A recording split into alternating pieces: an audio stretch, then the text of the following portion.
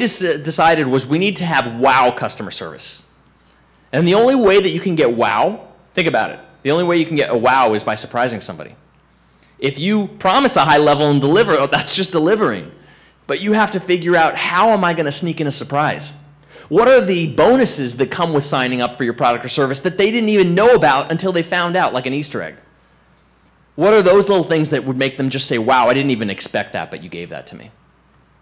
And it's really just so important at this first stage, because once they're a really big fan, they're going to be really forgiving, right? Because you've already won their hearts over. But at this stage, they're looking around.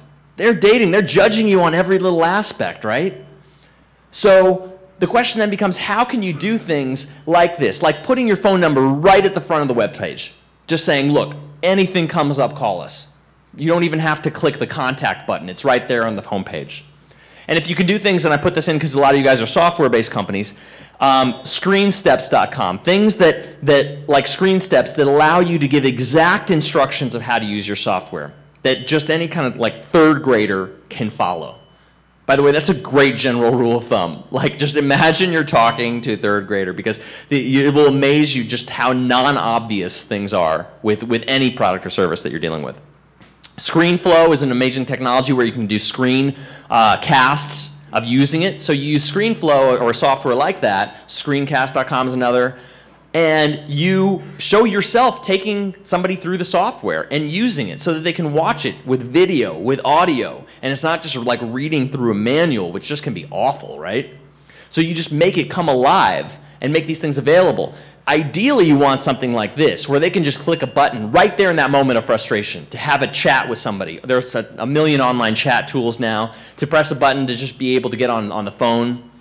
Like I said, those are those crucial moments. And ideally, what you want to do with those two is realize, what are the trends?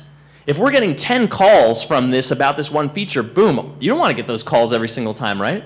But that's an immediate kind of finger on the pulse of what's going on with your product that you can change. Whereas if you make it hard for somebody to have that problem and come to you, then that's, again, when they just start like quietly leaving.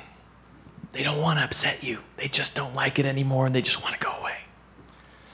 This is a way that allows them to just immediately, boom, you're there. Hey, how can we help? So stage 3 is the relationship. So they've used the software. You've intrigued them enough. You've developed that relationship through the email. They've tried it out. You've helped them out when they've had a problem. So you've gained their trust. And now they're committing to your platform. They're committing to your software. But what do you have to do in a relationship? What's coming to mind? What was the first thing that came to mind? Anybody? Toilet seat down. Exactly. Put your website's toilet seat down. Well, I'll tell you what. Great trade, Bob. Positive reinforcement, right? They say actually in relationship studies that you have to say 5 positive things for every 1 negative if you're going to really truly build a relationship. And your customers are no different. They want that positive affirmation. And I mean, you can really have fun with this stuff. Send them a picture of Borat saying, high five, great trade. You know, like, whatever you can do to stay in touch with them, not forgetting about them, being in touch, having fun with them is going to make a huge difference. Upgrading. I'm not talking about like trading in your partner. Upgrading means taking it to the next level. So here's the fascinating thing. There was a business study, I'm sorry I can't quote it, but it said that if a customer likes a service, that 30% of those customers, no matter what it is, will pay for an upgrade. They'll pay for next level because people just love to do this. And I actually tested this out at Zappos because I was in charge of ZapposInsights.com, which shares the culture with the world, teaching service, culture, all these principles. And one of the things we did was create, we managed the free tour. And when I saw that we were doing that, I said, okay, we got to create an upgrade. And we created what was the Tour Plus. And the Tour Plus was just the same tour, but plus a half-an-hour Q&A for $50. And the first year of tours, there were 5,000 people that came through for when we started doing this.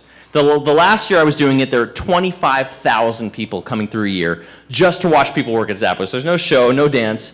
But what blew my mind was like clockwork, whether it was the 5,000 going through or it was the 25,000, 30% bought the Tour Plus.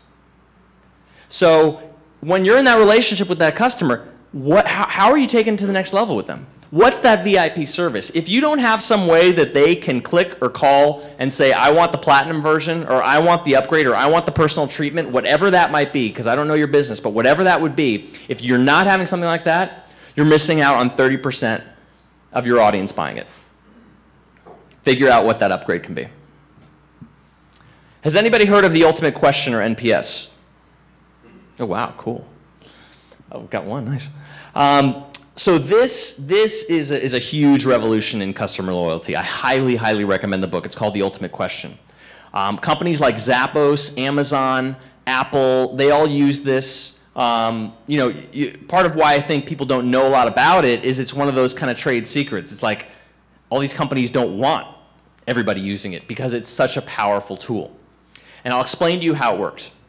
You can get it. The brilliance of it is its simplicity. You can fully understand it within this conversation without even reading the book.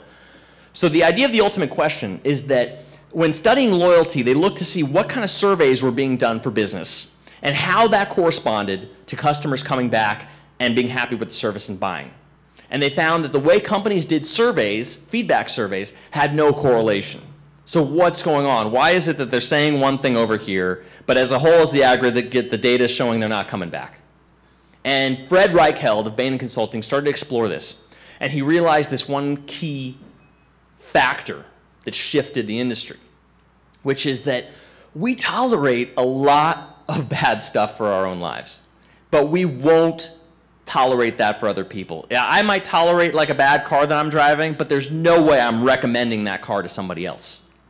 Right?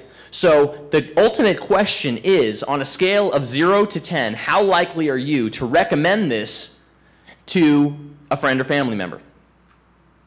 How likely are you to? And it's this scale here, 0 through 10. 0 is important because otherwise people think 1 might be number 1.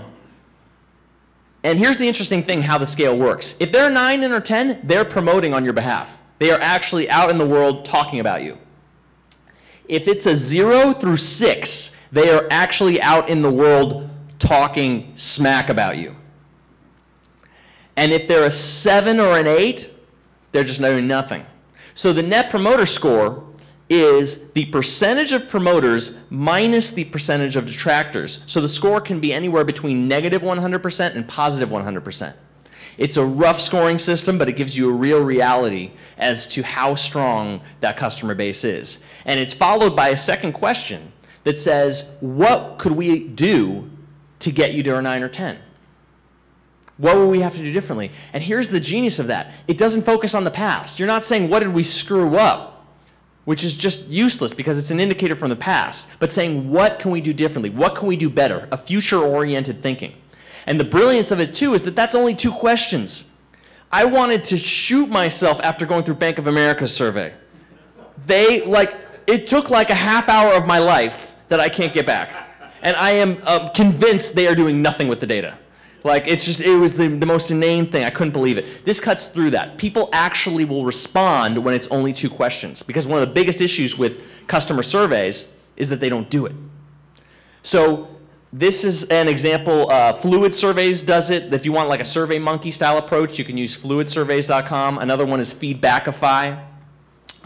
If you're at the, I'm thinking most of you aren't at the like enterprise level, 500 or more employee type of company. If you are, netpromoter.com has the, actually it's SAT metrics, but you can get there through netpromoter.com, has the enterprise level type of solutions. But otherwise, you can use something like Fluid Surveys.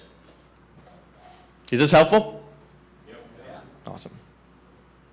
All right, so we're getting further down the funnel here. Now, the relationship's going great, right? Everything's awesome, and your customer is loving it, and they want to be that for life. They want to go with your product, with your service, with your newsletter, with your consulting, with your app, whatever that is. They are in it. They're in it to win it. They're engaged. So, what do people always ask about the relationship engagement? Anyone? If If I say, hey, Paul, I just got engaged, what would you ask? When to get married?